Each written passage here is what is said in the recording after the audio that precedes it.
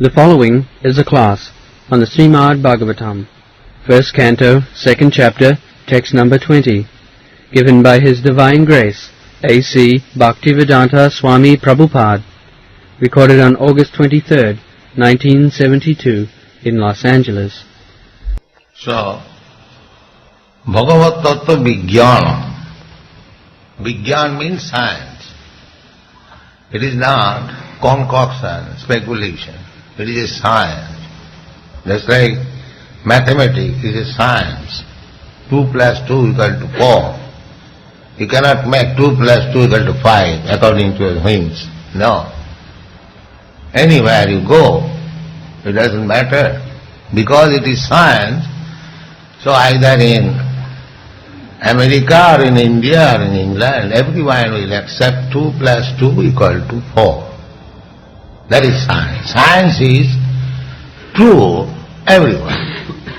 Not that I can imagine my God according to my whims. You can imagine your God.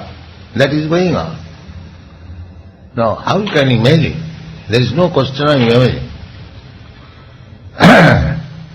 This Bhagavat Tattva Vijnanam, this truth, this science, can be understood by a person who is Mukta Sangha. Mukta Sangha, means free from material association. He can understand. Mukta Sangha Sajaya. And the condition is Evam Prasanna Manaso. When you are engladdened, because so long we are in the jurisdiction of ignorance and passion, there cannot be any jubilant. There cannot be any enlightenment. Therefore you have to come to the platform of goodness. As it is stated in the previous, Tada rajastamo bhava kamalo bhadayastaji cheta etairana vidyam. Cheta, everything is working within the heart. The whole thing, heart is the central point of this body. So, when the heart is not punctured by the Rajagun and Tamagun, and you become situated on the modes of goodness, then you become jubilant.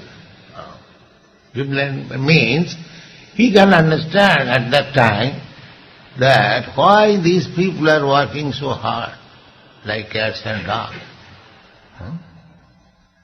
The human life is meant for understanding what is God. Pathata Brahma Jigyasa. This life is meant for simply understanding what is God. The animal life, they cannot understand. That life is different. But the human life is developed. Consciousness is developed. He can understand. This is called goodness. Tasyaiva heta prajateta kovida. How one becomes intelligent? He can study. When he is on the platform of goodness, he can study the nature. So why I shall work so hard for getting my material necessities? This is being supplied by nature. The birds and bees, they are getting their food, they are getting their mates, they are being protected in their own way. They have got a sleeping nest apartment. So even an animal, even a small ant, we sit down in the garden, you see, In the small ant, it has got family, it has got home, it has got eating, everything is there. From ant to the elephant. Who is supplying? They have no business. They do not do any business. They have no profession. But they are getting their necessity supplied. Therefore, intelligent person, this is, goodness means intelligence, prakash. And ignorance means darkness. In darkness we cannot see what is what. So, goodness means light. Anyone can see that there are 8,400,000 species of life or forms of life. They are getting their food, they are getting their shelter, they are satisfying their sex, they are also defending without any extra endeavor. By nature they are doing their own way. So why human being, so-called civilized human being, is so much harassed for these four things? We have got better intelligence, we shall be rather more comfortable without struggling for existence than the animals. But our struggle for existence is greater than their struggle of existence. What is this civilization? This is not civilization. Everyone wants peaceful, calm life. Even those who are struggling so hard, big business magnate, still at the weekend they find out some secluded place, nice place without trouble. That is the nature. That human nature should be like that. Then why should we work so hard simply for eating, sleeping, mating? This is the wrong type of civilization. But at the modern age, the human society is so made that one has to work like ass whole day and night simply for satisfying these four necessities of life. That is also not guaranteed. We thought that in your country, when I was in India, I was contemplating coming to, and I thought that America is very rich. There is no problem for eating, sleeping, mating. Actually there is need, there is no problem. But the civilization is so made that there is no shelter, they are lying down on the park, on the street. Why? There is no necessity, but they have created such civilization that a certain section of people are voluntarily, as being obliged, lying down on the street, on the park, no dress, no food, no fixed hour sex life, everything is topsy-turvy. Everything is topsy-turvy. But this is not civilization. This is not civilization. Then how they can understand God? Their mind is always disturbed, full of anxiety. So first of all, you have to come to the state of tranquility. Prasanna manasu. Evam prasanna manasu. Prasanna manasu is always jubilant. That can be achieved by this process. Bhagavad Bhakti Yoga. By devotional study. No, by no other process. Evam prasanna manasu Bhagavad Bhakti Yoga. One can be jubilant only by practicing Bhagavad Bhakti Yoga. There are many other yoga systems, Karma Yoga, Jnana Yoga, Dhyana Yoga, Hatha Yoga, everything. You endeavor for spiritual enlightenment, that is called yoga. So there are different types of yoga. But real yoga is Bhagavad devotional. Therefore in the Bhagavad Gita it is said, Yoginam api sarvesam. Of all the yogis, there are different types of yoga system and different types of yogis also.